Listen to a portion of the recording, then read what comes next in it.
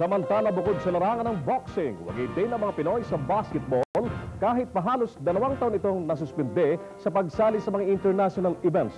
Sa katatapos lang na Siabao Champions Cup, nilampaso ng RP5 ang mga Indones sa kanilang sariling bansa. May Express Balita si Rodel Madridano. Tangan ng tropeo ng kampyonato sa Southeast Asian Basketball Association Champions Cup. Masayang bumalik sa bansa ang RP Harbor Center team.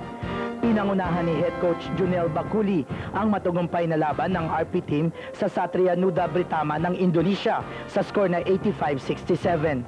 Ayon sa kanya, isa umanong malaking hamon nito sa grupo sa kabila ng pagkasuspindi ng Team Philippines nitong mga huling taon.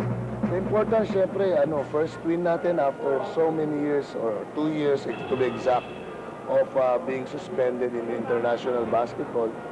And now we're back, and I think the other countries are serving notice. And syempre, we also have our other national team working very hard to qualify for the Olympics.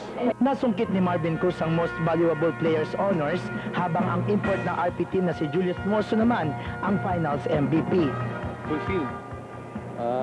Sarap maglaro kasi hindi lang para sa family mo, para sa bansa nyo eh. So, konting pressure nandun, pero nung narinig namin yung buzzer, tapos panalo na, sobrang saya ng feeling. Very flattering. Tapos, syempre, very proud kami sa isa't isa dahil, alam mo yun, mas naging close nga kami dun eh. We're so happy na nag-champion kami, nakuha namin yung championship, kahit na maraming mga humaharang sa amin dun, yung mga referees, kaya hindi na lang namin pinansin, parang in-overcome na lang namin yung mga tawag ng referees. Kasunod dito, nangako naman ng Team Philippines na higit nitong pag-iibayuhin ng pag-iensayo, lalo't nalalapit na ang susunod na Basketball Olympic sa Saitama, Japan. Ako si Rodel Madridano, Nagbabalita Express. At yan po mga pinakahuling balita na nakalap na IBC News and Public Affairs. Ako po si Precious Hipolito Castelo. At ako po si Errol Consulta na kami. Bukas muli, 5:30 ng hapon sa isa pang mabilisang paghatid sa inyo ng IBC Express Balita. Diyos Babalos, sa Indagabos.